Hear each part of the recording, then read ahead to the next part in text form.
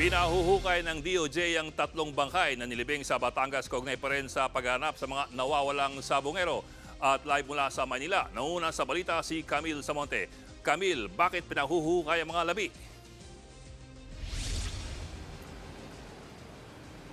Bok, ayon kay DOJ Secretary Boying Remulla, tinitignan daw nila kung magtutugma itong DNA ng tatlong bangkay na pinahuhukay nila sa ilang kaanak ng mga nawawalang sabongero. Sabi ni Remulla, 2020 pa inilibing ang mga bangkay na ito sa isang sementeryo sa Laurel, Batangas dahil walang nag-claim na kaanak ng mga ito, pero hindi nga malinaw kung ano ang kaso nila at kung bakit sila pinatay. Pinapalibing ng mga pulis ang mga bangkay kung walang nag-claim na kaanak sa mga punerarya. Iginiit din ni Remulla na iisang grupo lang ang nasa likod ng pagpatay sa war on drugs at pagkawala ng mga sabongero. Pakinggan natin ang pahayag ni DOJ Secretary Boying Remulla.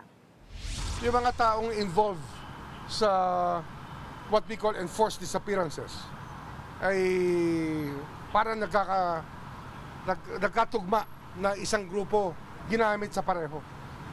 They were part of the drug war and they were part of the disposition group dito sa Isabong.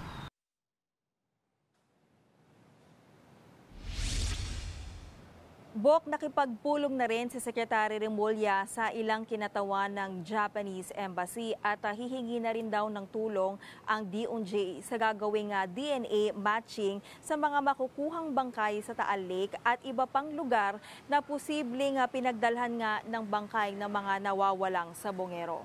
Bok? Camille, ano namang reaksyon ni dating Pangulo Duterte dun sa pag-uugnay ng mga missing sabongeros sa kanyang drug war?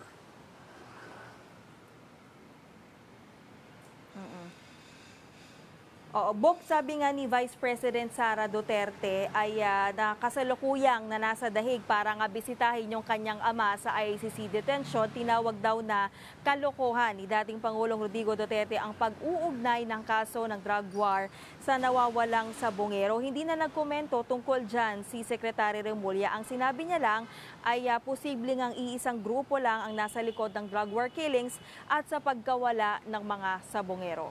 Bok? Okay, Camille, mukhang gusto rin ng House Quad Committee pasukin itong kaso ng mga missing sabongeros. Anong aasahan natin dito?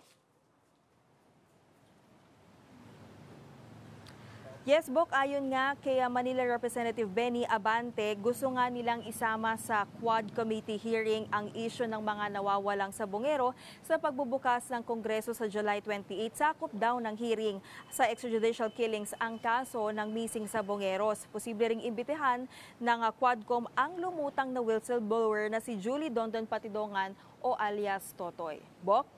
Ulat ni Camille Samonte live mula sa Maynila. Mga kapatid, Jig Manikad po, pagdating sa mahalagang balita sa loob at labas ng bansa, dapat una sa lahat, mag-follow at mag-subscribe na sa social media pages ng News 5.